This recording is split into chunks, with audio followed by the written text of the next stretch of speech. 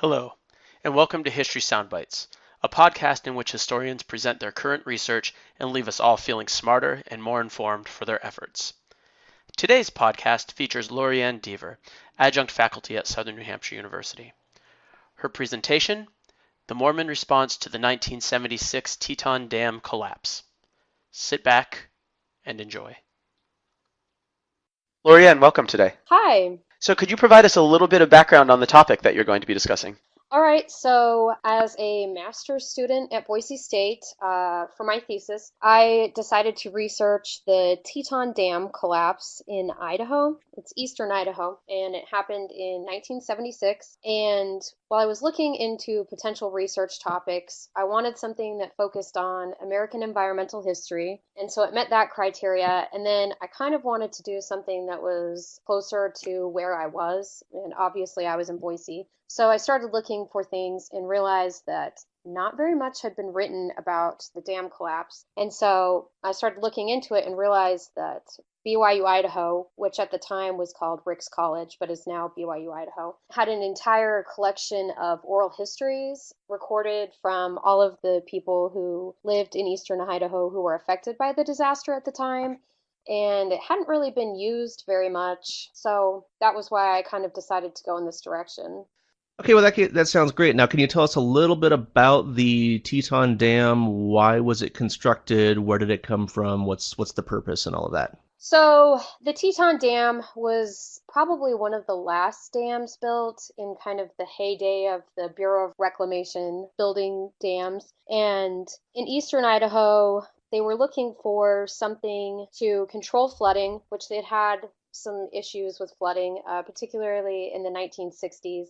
There had been one kind of major flood. And then the other idea was that they really wanted more water for irrigation. And kind of the strange thing with this dam was that it was going to provide an area that already had enough water in theory for irrigation. So it was going to be giving the farmers enough water that it would be on par with like a tropical rainforest. And they were growing potatoes, so there was some questionability about the necessity of having this dam. But they had looked at sites all throughout the 20th century and finally decided to pick one in 1962, and that's where the present day dam is. And they looked around and found one in a canyon, and that's where they decided to finally construct it. And it was agreed upon in about 1974, and that's when they started to work on construction. Now, this sounds like in the 40s and 50s and even into the 60s, there was kind of a dam building boom across the West. And your description of it there makes it sound a little bit like this was kind of unnecessary. And that was a complaint that a lot of people had. My research focus was on California, but a lot of people had that complaint where we don't need all of this construction. This stuff looks really cool, and it's really impressive to build these massive dams, but it's not always necessary. And that sounds like that was the case there. So if this wasn't really necessary, what was the justification for building it? I agree. From what I could tell, was not a very necessary dam. And some of the people I read about, Donald Worster and Carl Reisner, who both have great books about the Teton Dam and just dam building in general, kind of said that this was a period where the Bureau was looking around to build more dams. They were starting to be in more questionable areas, both in terms of safety and in terms of, is this really necessary? So I think that when you see this we're talking about 50 or 60 years that they debated building this dam. I think it was because there really was this question of, do we really need it? And I think the floods in the 1960s that I mentioned kind of pushed people over to maybe being more on board with the dam. So that's actually one of the questions that I wanted to ask because as we know from experience, no government project is without opposition, whether that's political opposition or opposition from populations that will be impacted by it, or just people with opinions on it. So, can you talk a little bit about any opposition to the construction of the dam, and who would have been opposed to this if there was opposition? Yes. So there was kind of the obvious opposition, which I see, which was that they were worried about constructing the reservoir and losing grazing areas for deer that live there. They were worried about raising the water temperature and affecting the fish that lived in the river. So those were kind of some early obvious things that came out, and they had one or two meetings kind of, to voice their oppositions, but not much was done about it. The other more serious oppositions to this dam were the actual site. And so in eastern Idaho, and Rob, you probably know about this, but it's an earthquake zone. And so they were worried about the earthquakes that were registering there and the safety of the dam. If you had an earthquake, you didn't want the dam to collapse. So that was one major concern. Yes, that would be bad. Yeah, it's bad. Coming from California, you probably get that. So in Idaho, that was a concern as well. Another concern was the actual site that they had picked. And so this was going to be an earth-fill dam, so it's constructed of essentially dirt. And they were going to seal it to the canyon walls. But the problem with these canyon walls is that they were incredibly porous.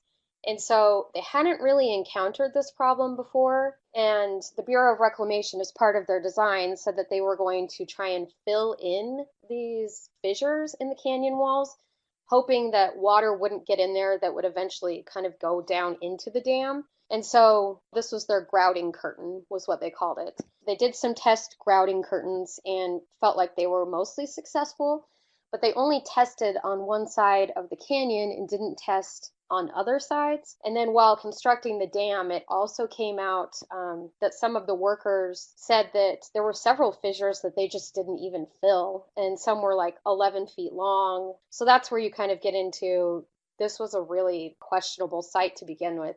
And so there was some serious opposition around the idea that this was not going to be a safe dam. Yeah, that's crazy. You don't want to build a dam in a porous environment, especially if you've got fissures that are, really, really wide. It sounds kind of crazy that they would actually want to just decide to fill those in with grout and hope that that would hold. This is interesting that they pursued this. And so despite all of these concerns, it sounds like they obviously they went ahead and built it anyway. What went through their heads? Why did they think this was going to work, and how did they actually pull this off? Obviously, there were some issues, but how did they actually make it work, at least in the beginning? So they began construction in 1974, and I think they did it quite quickly to kind of avoid the opposition that was starting to build, kind of as a method of just saying, well, we already started, so you can't really do anything about it now. The dam was smart. And so it took about 2 years to construct the dam. And as I said, they were filling in the fissures and doing generally what they were supposed to be doing, or what they said they were supposed to be doing on their plans and their design. And everything went according to plan. They were on schedule, and they finished in the spring of May 1976. And you kind of get a perfect storm of events. Nothing too crazy, but Idaho had had a big snow year that year, and so you had in the spring a big runoff right as the dam was finishing. And the one thing that was left unconstructed at this point, and this is also mind-boggling, but they hadn't finished the river outlet works, which is how they take pressure off of the reservoir, how they release water, so that you can control how fast it's being filled and be able to empty it, at a modest pace so that everything is staying under control. So that was not constructed, and you had fill rates that were way beyond what the Bureau of Reclamation allows, especially for a new dam. So the reservoir was filling at a very fast rate, and so this is where you start to get problems emerging with the dam, which is, I would say, probably 90% finished, but not quite done. So just to make sure we've got this right, they've identified that the ground isn't really all that great for building a dam to begin with, and then they start backfilling water behind the dam before they've actually have the outlet constructed to relieve pressure on the dam.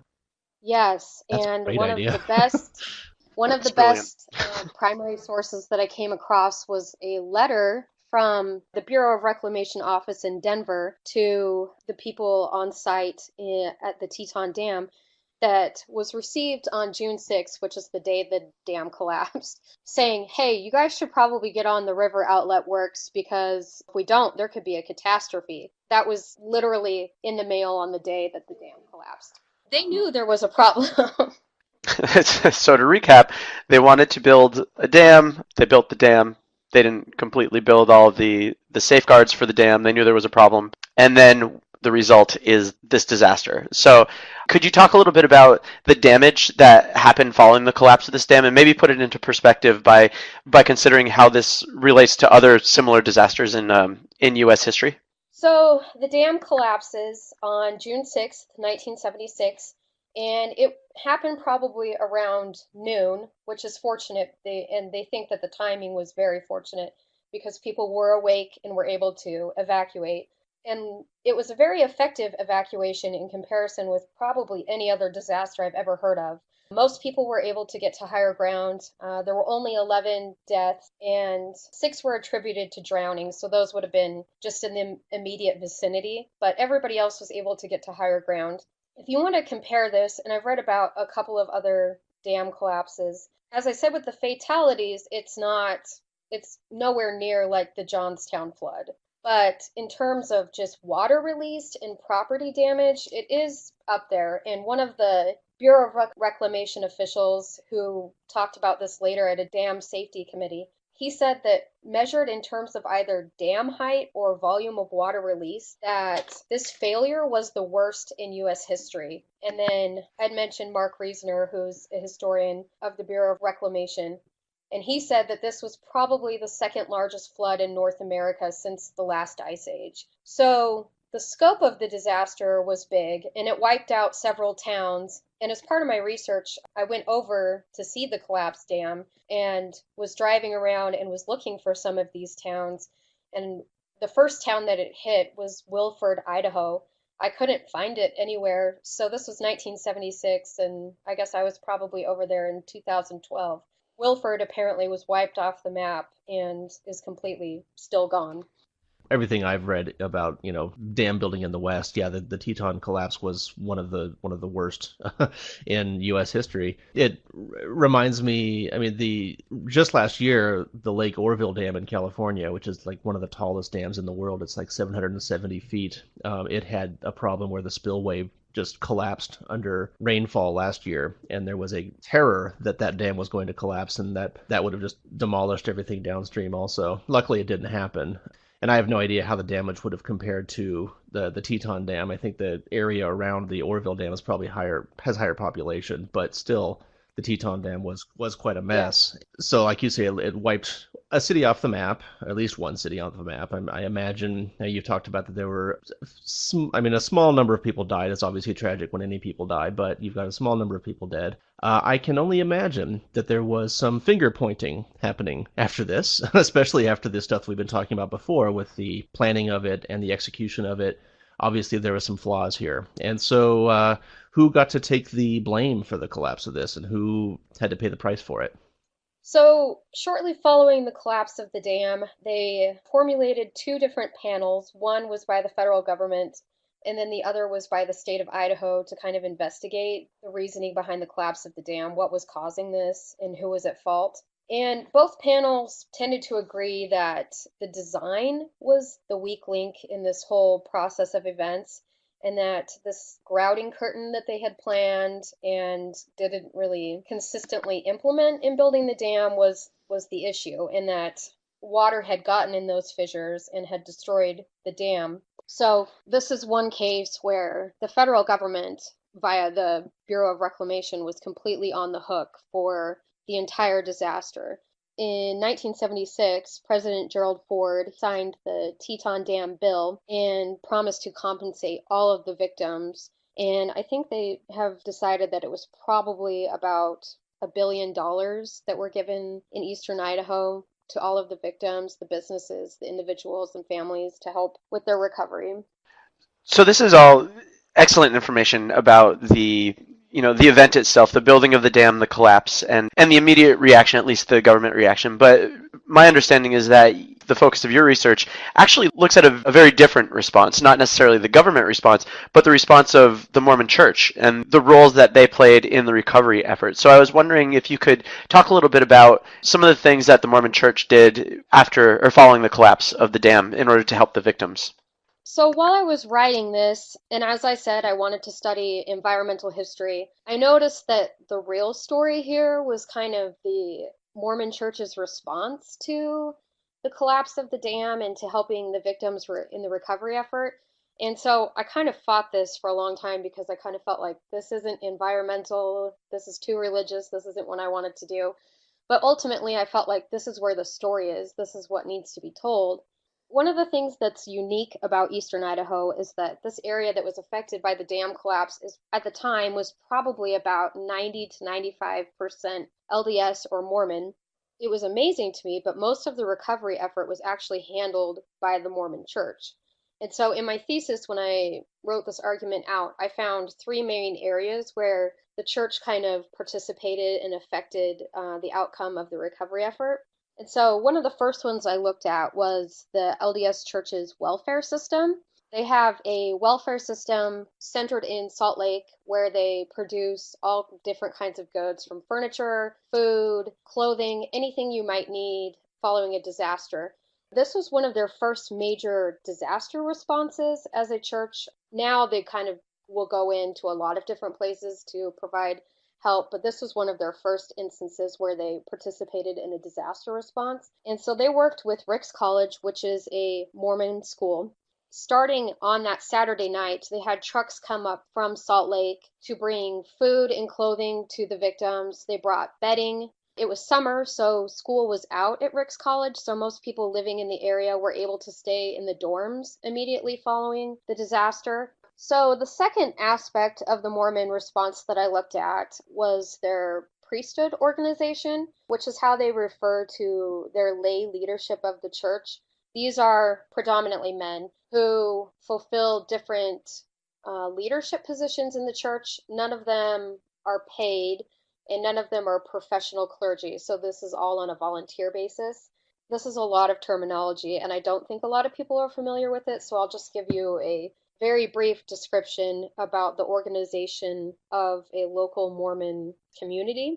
At the very basic level, you would have what they call a ward, which would be between 300 and 500 people, with maybe about 200 people attending on a weekly basis. And then at the head of that ward, you would have what is called a bishop. And so the bishop oversees a ward, and then just up from a ward, you would have a stake, which I think is comparable to a Catholic parish. And so a stake would have about 9 to 10 wards in its boundaries. And at the head of a stake, you have a stake president. So you have all these levels of priesthood leaders from a bishop to a stake president who were all handling the real day-to-day aspects of the recovery effort. One of the things that kind of caught my attention was that Saturday night, the stake presidents, and there were about 3 or 4 in the affected area, got together and they decided that they were going to be the ones who were going to organize the recovery effort. This normally would have been handled by FEMA or the Red Cross, where they would have meetings and correlate all the different aspects of the recovery effort, from what the Red Cross was going to do, what FEMA was going to do, what HUD was going to do, what the Small Business Administration was going to do, and they'd have these meetings. So the difference between the Teton Dam disaster and other disasters was that all of these were handled within the Mormon Church. They held meetings on a daily basis where they invited all of the government officials that were coming and all of the different agencies to come, and amazingly, all of these government agencies just kind of said, okay, I guess if that's how you want to do it, we'll do it that way. So it was a little bit different approach that you will get from most disasters. Some of the things that really worked with this was that when you have such a homogenous population, they trusted all of their leaders. And so any information that was passed down, anytime they needed to contact anyone, you had a very close-knit community. And so running it through this hierarchy of the Mormon Church seemed to be really effective in tracking people down who needed help, in finding people who were missing, in determining whose house needed to be worked on first and what needed to be done. All of those things were handled in a hierarchy that was already established prior to the disaster. And so the priesthood organization that they had through the Mormon Church kind of streamlined the whole thing. But the point that I want to make is that this was completely unprecedented and kind of surprising that everybody thought that this would work. The only snag that they had was one of the stake presidents met with the head of the Red Cross who had come to the area, and he essentially just said to the head of the Red Cross, hey, we're in charge. I hope you're okay with that. There was a little bit of tension between the church and the Red Cross. Several months following the disaster, the church officials in Salt Lake met with representatives from the Red Cross, and they actually wrote out a working plan for how they were going to work on disasters together in the future. So it was eventually resolved, but that was kind of the only conflict that you saw between the church and all of these other government or private organizations that responded to the disaster. Yeah, it's not surprising that there would be this conflict between the government and the heads of LDS Church, given the history of the two institutions. I was wondering if you could talk a little bit more about that history, such as the Test Oath Act, or even just how the local population responded to the Mormon presence. There was a history, and it was even very specific to Idaho. I think some people are aware of the bigger picture of Mormons in the 19th century and some of their battles with the U.S. government. They were driven out of Illinois. They were also pushed all the way out to Utah. A lot of other historians have written about this, and I won't go into all of the details of kind of the bigger picture.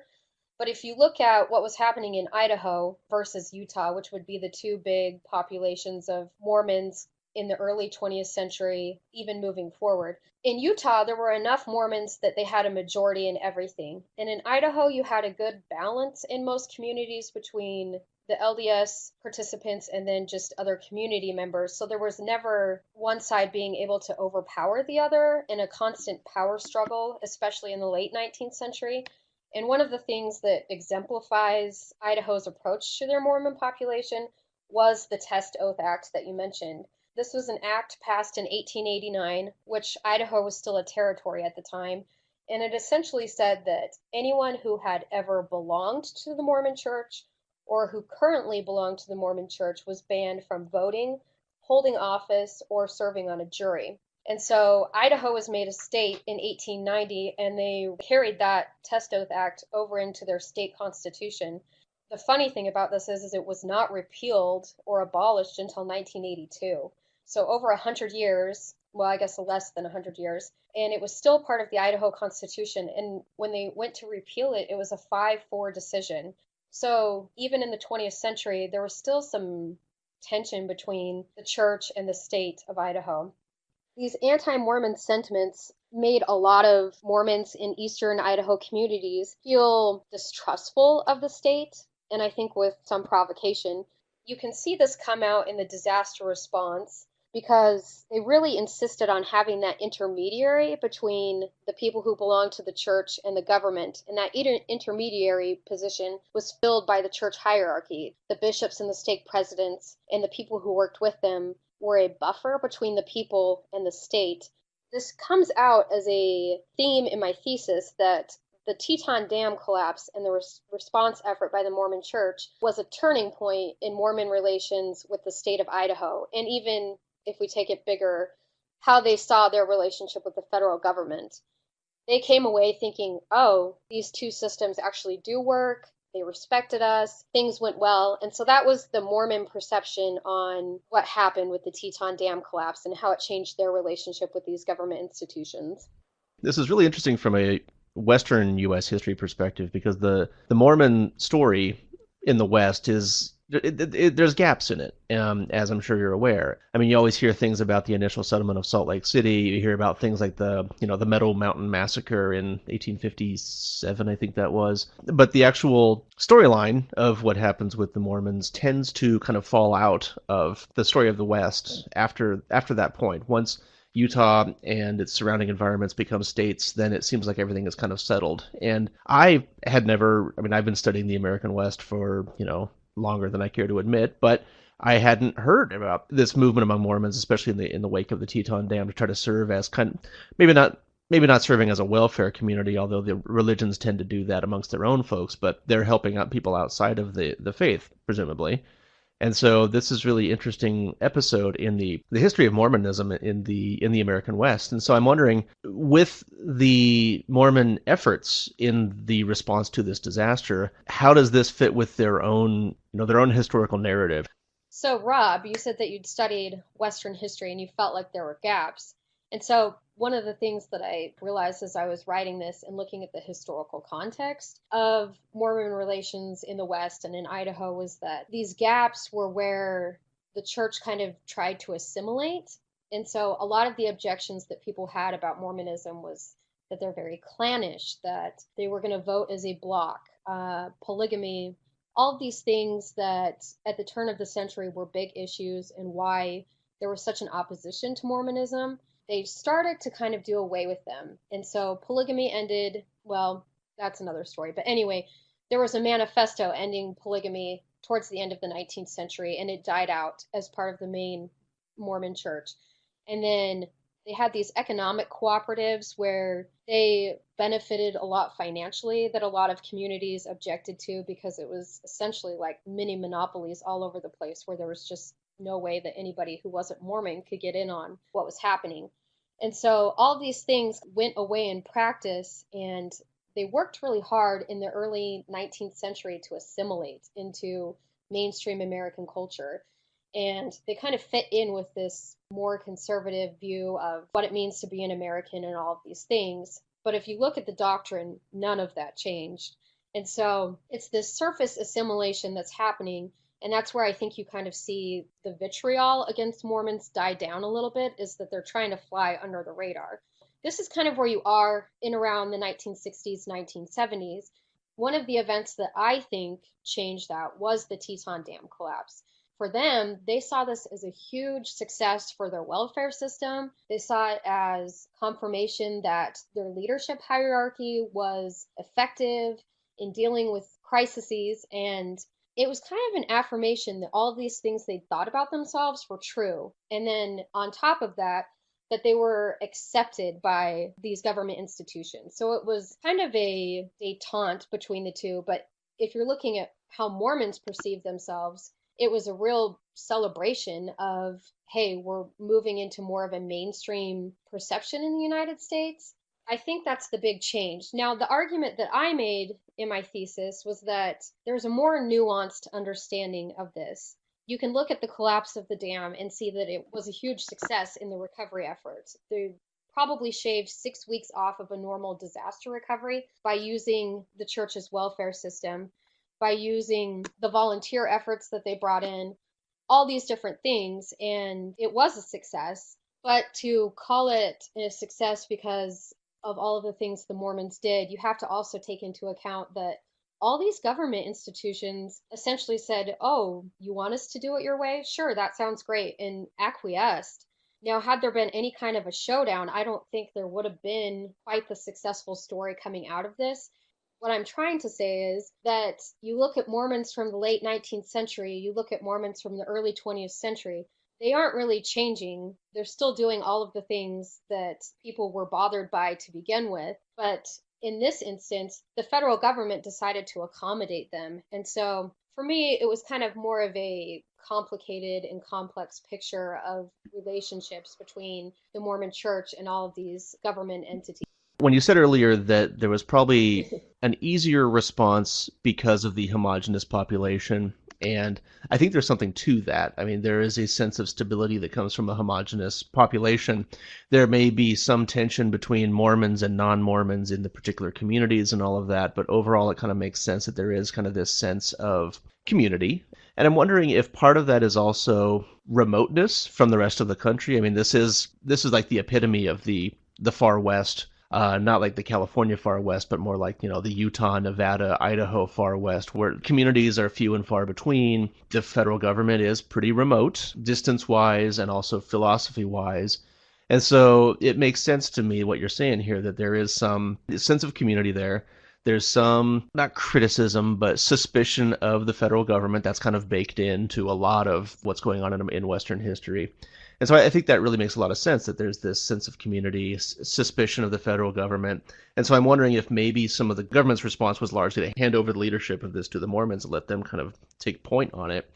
And I wonder if part of that is just because of this tradition of Western individualism, the remoteness of the area, like it might be hard for the Red Cross to actually move resources into that area.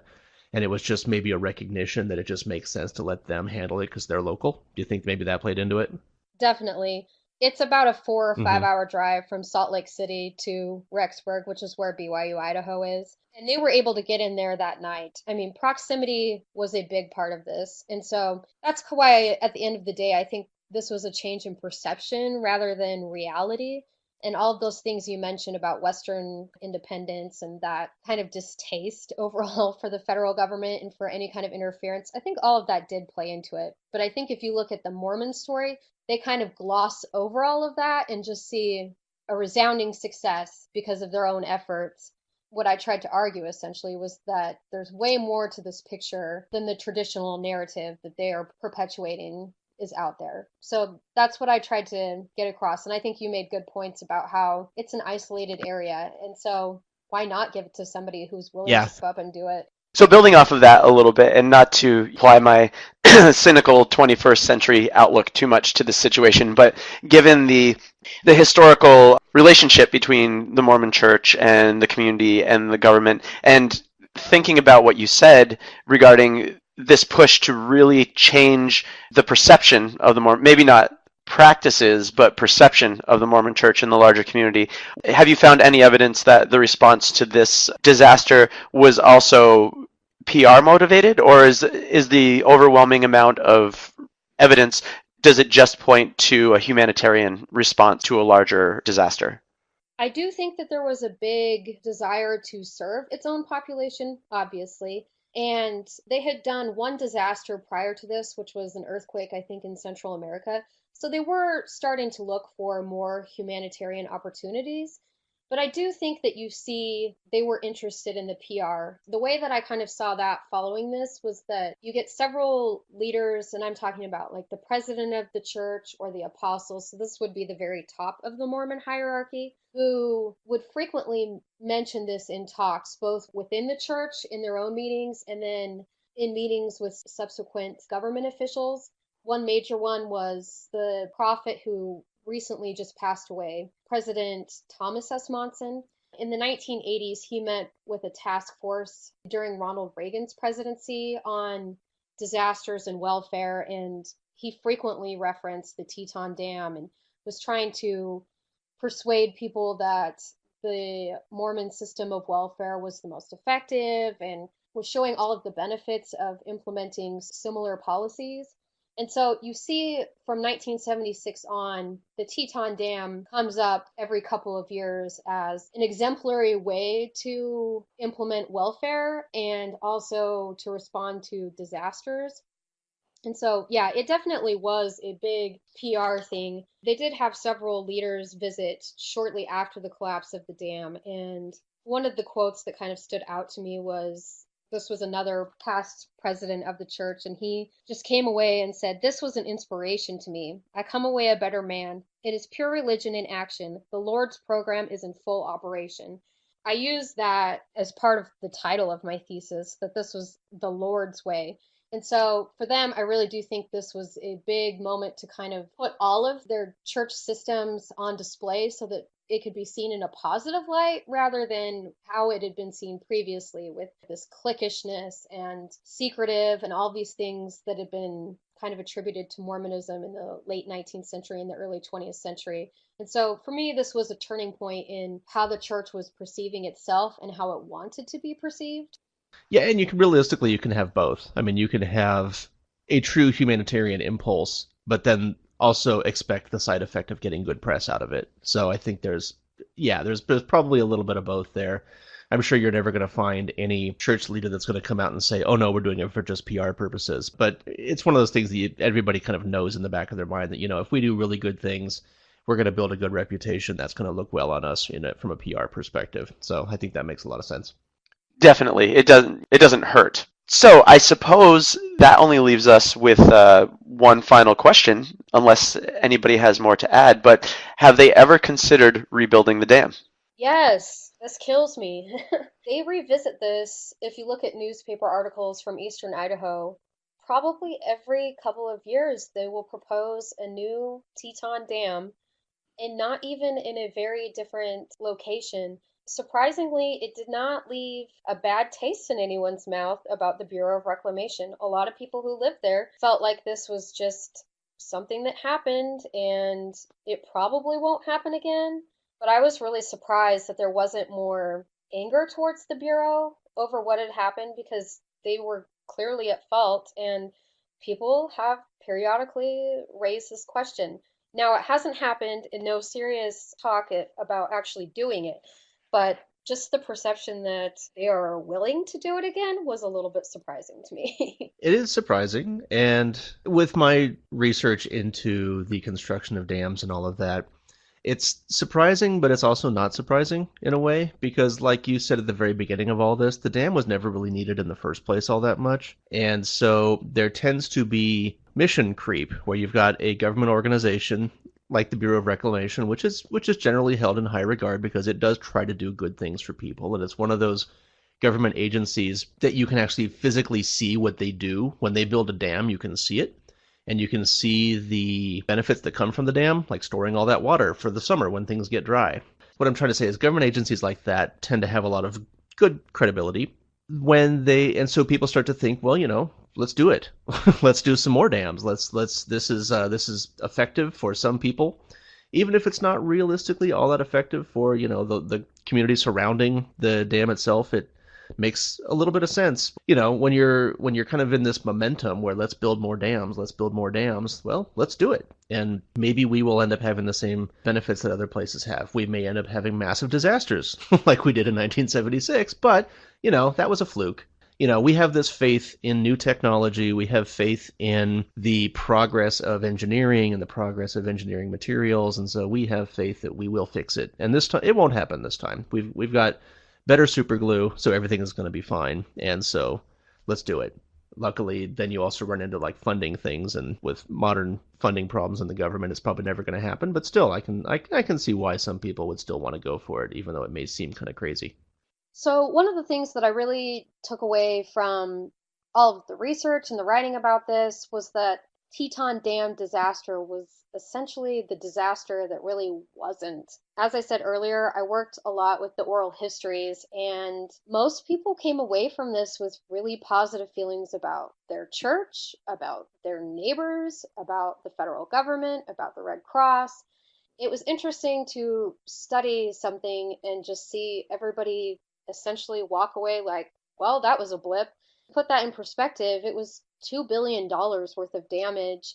And so it kind of made me wonder about disaster responses and how we do things, and if there are changes that we can make in the United States and how we respond to disasters, or if this was just the right place and the right time with a highly homogeneous, low population that set it all up. I think the other thing that I took from this was more about the study of history.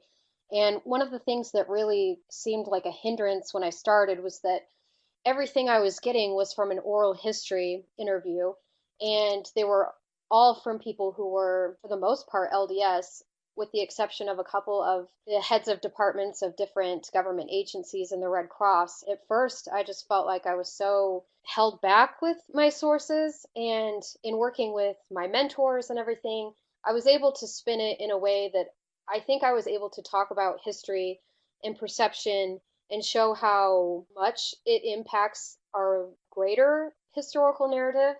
I was able to make it work. That was something that kind of showed me that there are biases in history all of the time. Admitting that up front and talking about the role that they play is something that I have been trying to really work on with all of the students that I come in contact with, is that it's an inevitability and it happens, but here's how we can handle that. And so that was one of the skills that I felt like as a historian I was able to take away from this.